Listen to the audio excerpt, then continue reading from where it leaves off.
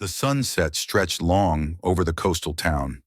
Through the large glass window, Olivia quietly watched the rippling water, her hand resting on a cup of tea that had gone cold. The house she had designed with her own hands suddenly felt foreign, beautiful, but as cold as the relationship she was desperately trying to hold on to.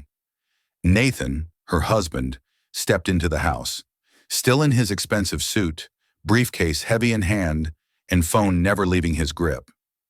"I'm back," Olivia said softly, trying to hide the longing in her voice. "Yeah," Nathan replied curtly, his eyes glued to the screen. "Anything urgent?" "I've got another call." Olivia swallowed hard, then smiled gently. "I booked a table for tonight, the seaside restaurant.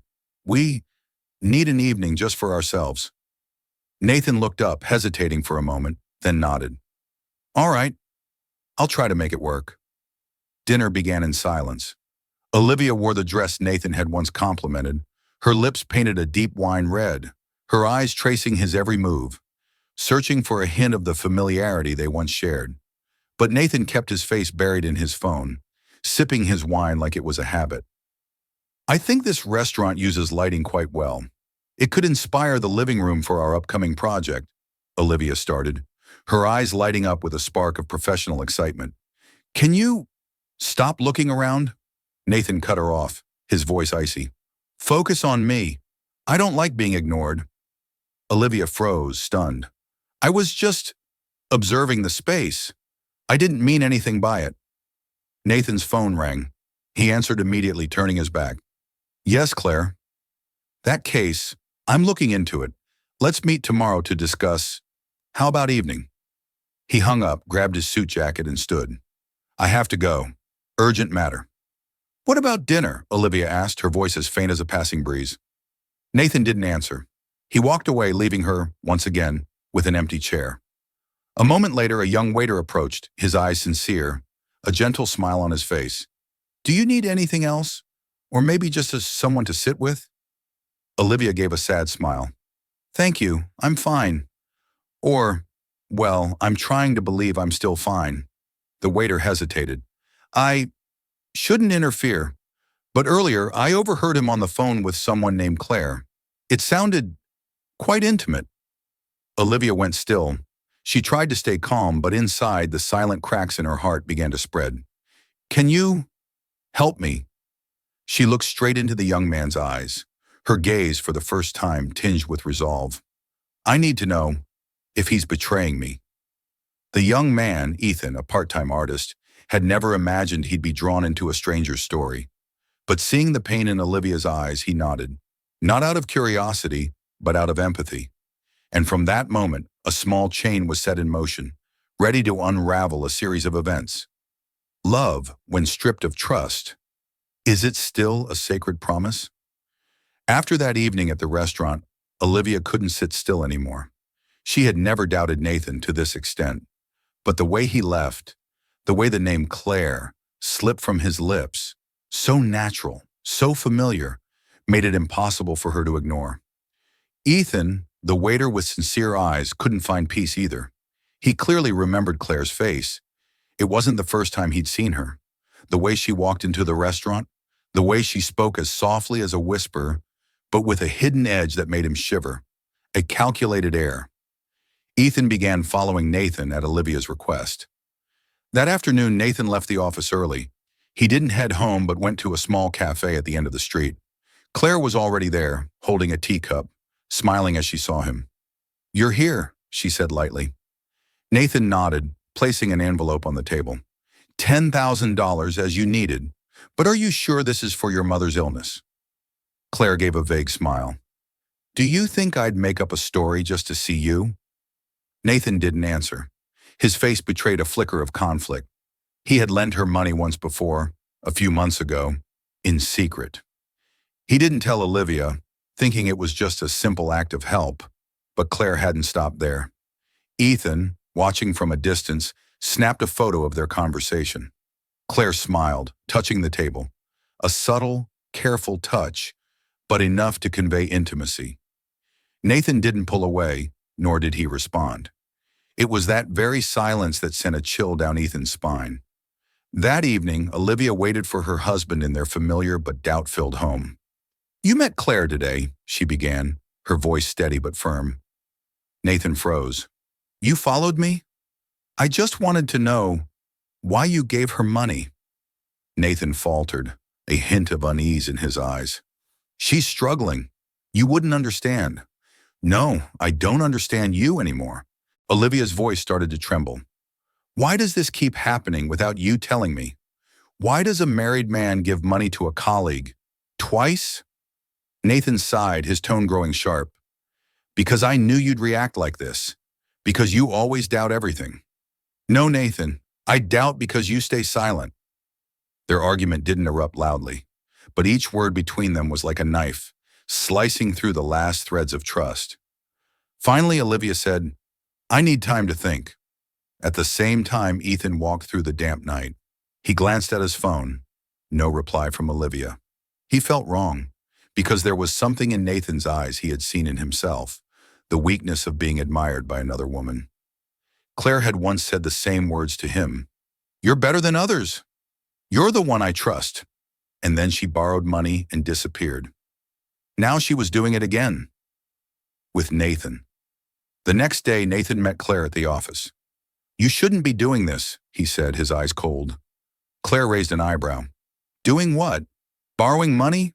Or having coffee with a colleague? You know I'm married. You knew that from the start."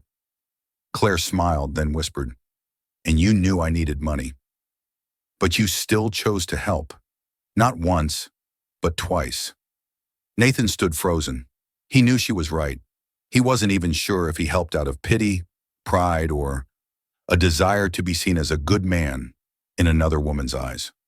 When trust is traded for kindness, when silence is used to hide both right and wrong, the most fragile thing of all is marriage itself. Sophie adjusted the tablecloth, poured orange juice into a glass, and gently set it in front of Liam. She smiled, a tender smile that her husband once said made the whole day worth living.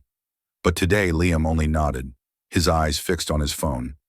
Messages from suppliers, delayed orders, staff quitting. His face creased in reflex. "You should eat before the food gets cold," Sophie reminded softly. "Yeah, thanks," Liam replied, then returned to his messages. It had been 3 weeks since his new restaurant opened, and for just as long, Sophie felt herself becoming invisible in the kitchen that was once their warmest place. That evening, Sophie stopped by the restaurant. She didn't call ahead. She wanted to surprise him, like the days they were dating, when she'd bring apple pie and they'd eat late after his shift. But as she stepped through the glass door, she froze. A young woman, a customer or someone else, handed Liam a box wrapped with a red ribbon. Sophie hid behind the wall. She saw the card attached with neat handwriting, "To the most talented chef." Liam smiled, a smile Sophie hadn't seen for her in so long. Sophie didn't go in, nor did she ask. She turned away, her chest tight with a mix of pain and bitterness. That night she sought out Olivia, her best friend, the only one she thought could understand. But Olivia wasn't the open person she once was. Her face bore a trace of exhaustion, as if lost in her own silent battle Sophie couldn't name. "Have you ever thought that because we stay silent for too long, they forget we're still here?" Sophie asked quietly. Olivia nodded. "Sometimes, we even forget what we ourselves need." On Olivia's advice, Sophie started paying closer attention. No longer the gentle wife waiting for her husband, she turned to Emma, a colleague from school, for help in observing Liam at the restaurant. A few days later, Emma texted, "I saw him talking privately with that girl from before. Mia, very close. I'm not sure of their relationship, but it's unusual." Sophie didn't reply. She turned off the screen, hugged her pillow, and lay silently on her side. In the days that followed, Liam noticed Sophie change. Less smiling, no questions, avoiding his gaze. He tried to create a romantic atmosphere. Dinner, candles, her favorite roasted chicken, but she claimed she was tired and went to bed early. Liam stood in the middle of the prepared table, still holding a fork. For the first time, he felt something slipping away, and he didn't know how to hold on. Emma, realizing she might have hurt Sophie, called to apologize. Maybe I misjudged. Maybe it's just work between them. But I think you should ask him directly. Sophie didn't respond. She sent a message to Olivia. I think marriage is like a kitchen. When the fire goes out, even if the food hasn't burned, it's no longer warm. Not every breakup begins with an argument. Sometimes it comes after long, silent evenings, and a gift not meant for you. The nights were no longer peaceful. Olivia couldn't sleep. Under the glow of the bedside lamp, she sat up, looking at the empty pillow beside her. Nathan sighed, long gone cold. He often stayed late in his study, claiming to handle case files. But Olivia knew. It wasn't work that kept them apart. It was the distance in their hearts.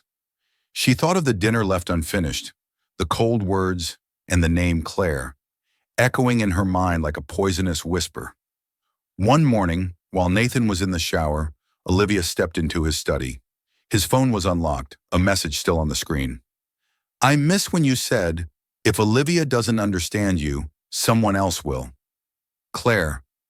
Olivia's hand tightened around the phone. She opened their chat history.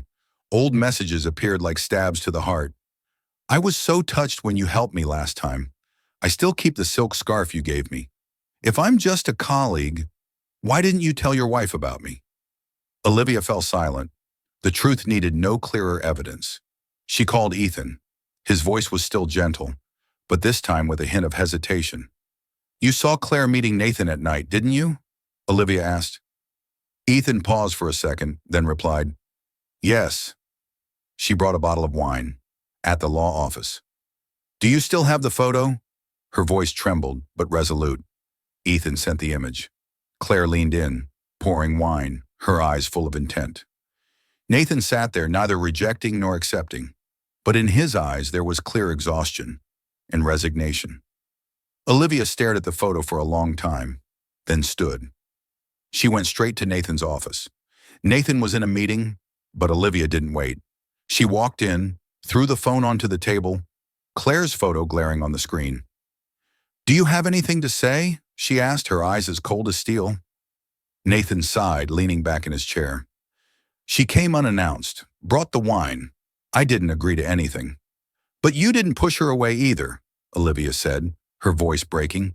You lent her money, hid it from me, then let her come to your office, flirt with you, and you stayed silent. I didn't tell you, because I didn't want you to worry. Number you didn't tell me, because you were afraid I'd see another woman had already stepped into our marriage. Nathan looked at her, unable to argue. He exhaled sharply like a man shedding a mask he'd worn too long. Ethan stood outside the office door, witnessing from a distance.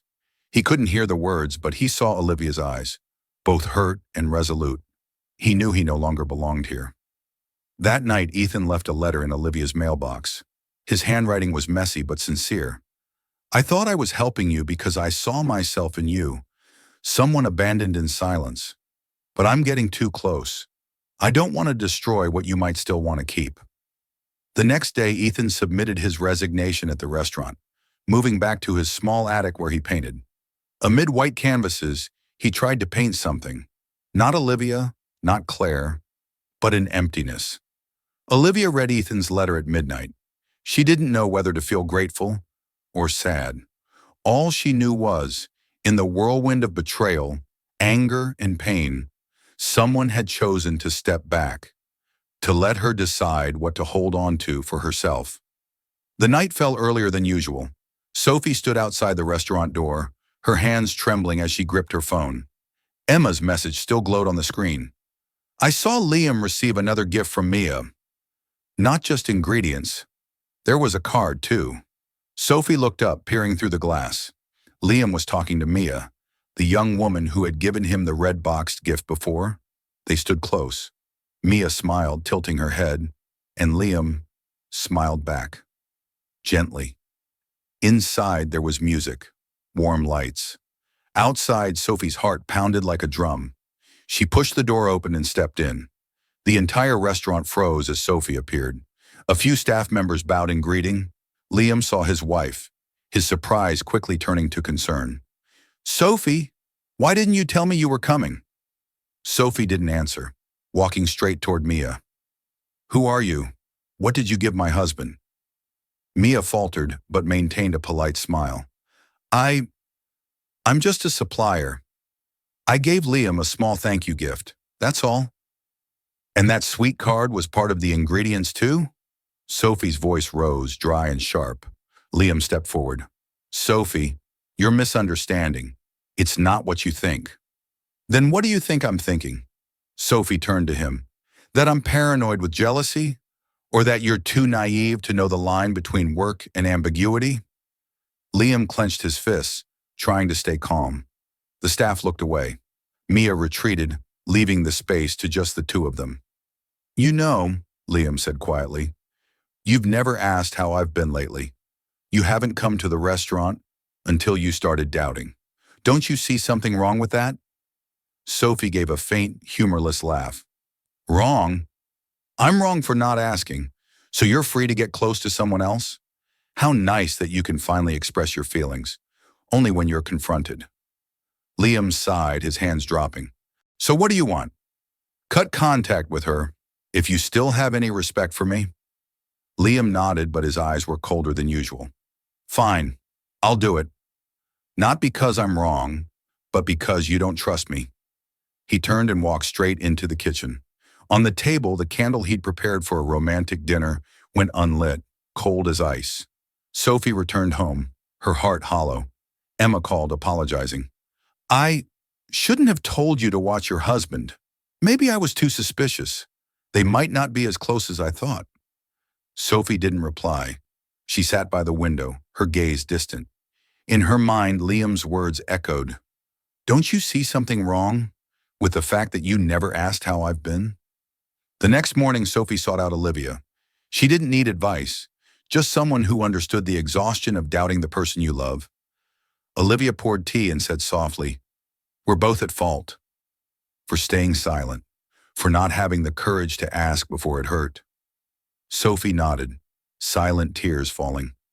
Do you think sometimes if we just choose to trust once, everything could be different? Nathan sat alone in his empty office. A cold coffee cup, a laptop screen glowing white, and the fading sound of footsteps in the hallway, all reminders of a solitary reality he never thought he'd face. He opened his inbox again, scrolled through every message with Claire, each one Olivia had read. The guilt was no longer a fleeting sting. It was a heavy stone in his chest. Nathan hadn't just lost his wife's trust. He was on the verge of losing himself. The next day, Claire walked into the office, acting as if nothing had happened. You called me in? She asked, smiling lightly. Nathan placed an envelope on the table. I want you to sign this, your resignation. Claire froze, but before she could react, Nathan continued. I've been silent for too long, and the price is losing my wife. I won't let that continue. Claire gave a faint, mocking smile. Because of her? The one who doesn't understand you like I do? No, Nathan replied firmly. Because I don't want to become the kind of man I've always despised. Claire looked at him one last time, then walked away, leaving no words behind. Nathan returned to his office and wrote a letter, a handwritten letter, each stroke trembling, not eloquent, just the words he'd never dared to say. I'm sorry for leaving you alone in this marriage. I'm sorry for thinking silence would ease your worries. And if you'll give me one chance, just one, I won't let you regret it. That evening, Olivia received an email from an unknown address. No subject, just a brief message. Meet me where we began. She went, still hesitant. The small seaside restaurant, its lights soft and warm. The old melody played, the song they danced to on their first date. Nathan stood in the middle of the room, no flowers, no table set, just a small box and the handwritten letter. He knelt down, opening the box. A new ring, not to replace, but to start anew. I'm not asking for forgiveness. I'm asking you to walk with me, to a place where we can start again with the truth. Olivia stayed silent. Her eyes welled up, but she neither nodded nor refused. I'll go to marriage counseling. I'll put work behind you, and I'll never let anyone come between us again. After a moment, Olivia reached out, not to take the ring, but to help Nathan Stan. I'll go, but you have to prove it, not just promise. From a distance, Ethan stood behind the counter. He was working temporarily here before moving fully to his art studio. He witnessed the moment, feeling a weight lift from his chest. That night, he packed up his belongings, wrapping the unfinished sketch of Olivia. He didn't tear it, didn't burn it, just placed it in the deepest drawer. Tomorrow he'd return to his paintings, to seascapes, and to himself. Sophie returned from Olivia's house, her heart still tangled with 100 racing questions. She once thought fidelity alone was enough to sustain a marriage. But now she understood. A cold heart could make someone feel betrayed, even if no one strayed. She opened the fridge, empty. Only then did she realize yesterday was the day she usually went grocery shopping. But yesterday, she had spent the entire evening consumed by doubt. Sophie wasn't hungry, but her throat felt parched, as if she had just swallowed a regret she couldn't digest. That night, she decided to walk to Liam's restaurant. No call ahead. She didn't want him to prepare anything. She just wanted to see the truth, simple and unfiltered. The kitchen door was still lit. Sophie peeked through the glass. Liam stood alone in the kitchen, his apron stained with tomato sauce, chopping vegetables with quick, steady motions, a habit to forget his exhaustion. On the counter was a freshly plated dish, mushroom risotto, her favorite. Beside it, a crumpled piece of paper filled with crossed-out lines. Sophie, I'm sorry.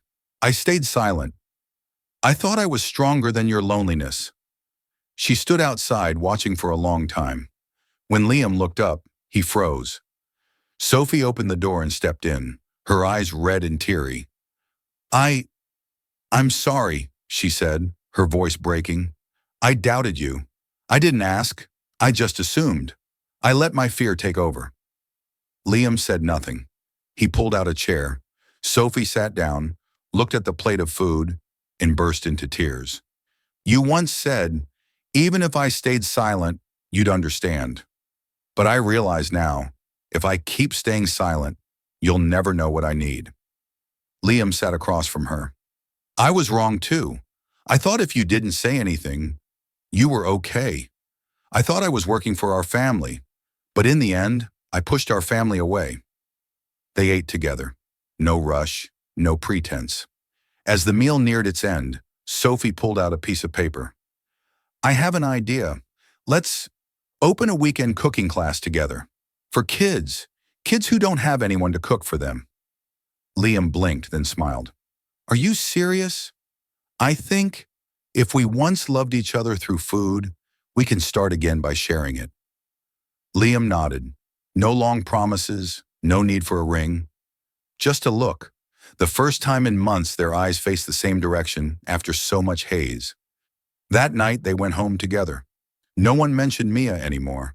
No one needed to check phones or ask where the other had been. With whom? Because they had learned to ask the most important question, how are you feeling? And what do you need from me? The next morning, Sophie texted Olivia. We're starting a cooking class. From next week. Free, every Saturday. If anyone needs healing, bring them along. Olivia read the message, smiling softly. And for the first time in weeks, she replied, I'm starting over too. That weekend, Liam's restaurant lit up earlier than usual. Sophie set the tablecloths herself. Liam adjusted the lights to a warmer glow than usual. Olivia brought a basket of lavender flowers while Nathan helped clear the dishes. Something he'd always dismissed before as a small thing, we'll do it later. A small gathering, no grand announcements, no fancy menu. Just a simple dinner among 4 people who had once stood on the brink of collapse and were now learning to rebuild. When Olivia and Nathan arrived, Liam shook Nathan's hand. The first handshake, firm but not awkward. The 2 men laughed as if seeing a part of their old selves in each other. We're alike in a way.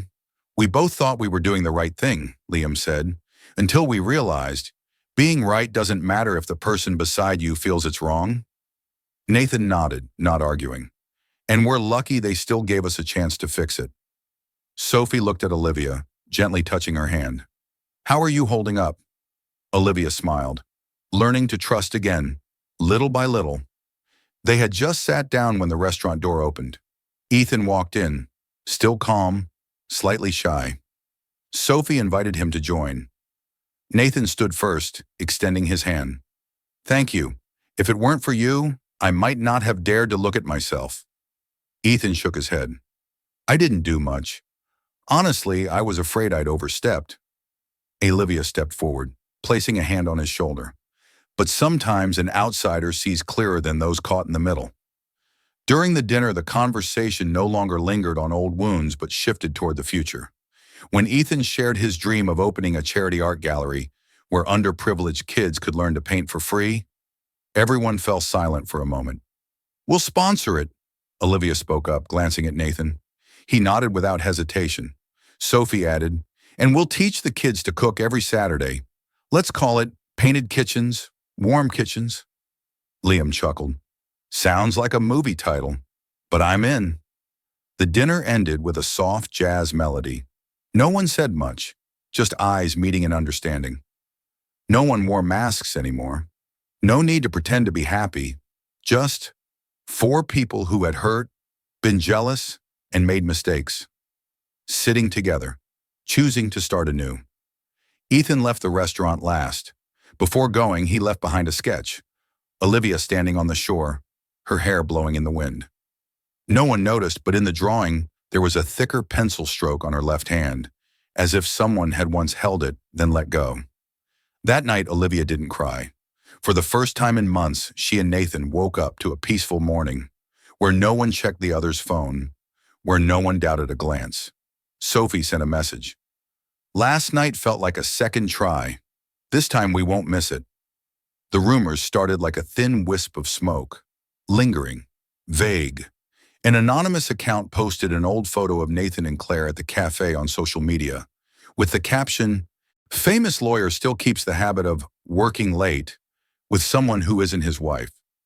Shortly after, a local blog post went viral. Scandal between ex-employee and boss.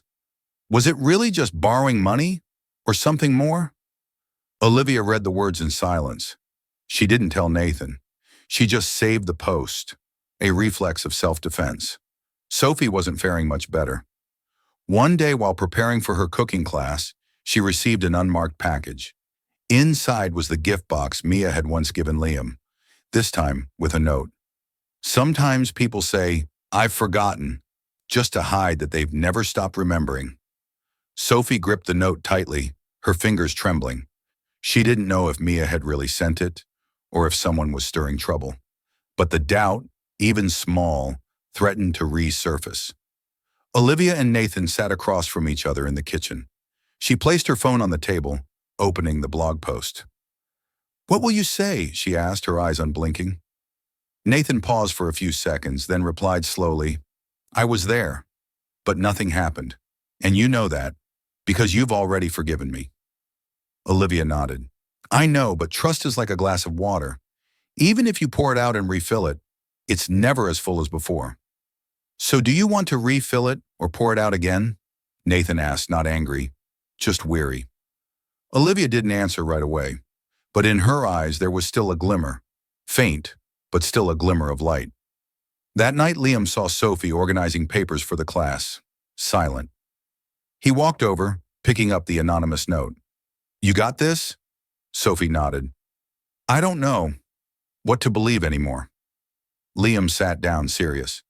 Mia once had feelings for me, but I never reciprocated, and I haven't hidden anything. Then why is she still here? Maybe because people don't leave when they know we once opened the door, even just a little. Sophie lowered her head. And me? I slammed the door shut because I was afraid you'd walk out. They sat in silence. This time no one blamed the other. They understood this wasn't about fault anymore. It was a battle to keep trust alive amidst the noise outside. In the midst of it all, Ethan called. I'm holding a small exhibition next week. The theme, Portraits of Trust. You and Nathan, if you can, come. Share your story. There are people who need to hear it. Olivia didn't reply immediately, but that night she placed their wedding photo back on the shelf, where it had once sat empty. Sophie prepared a special dish to bring to the exhibition, along with her young students. Liam suggested it. She looked at him and nodded, as if saying, "This time, I'll trust again, no matter what." The exhibition opened on a Saturday afternoon. No fancy signs, no loud promotions, just a hand-painted sign at the entrance. Portraits of trust. The townspeople arrived gradually. Some came out of curiosity, others because they knew someone involved. But as they stepped into the small space, everyone grew quieter than usual. Ethan's paintings hung on every wall.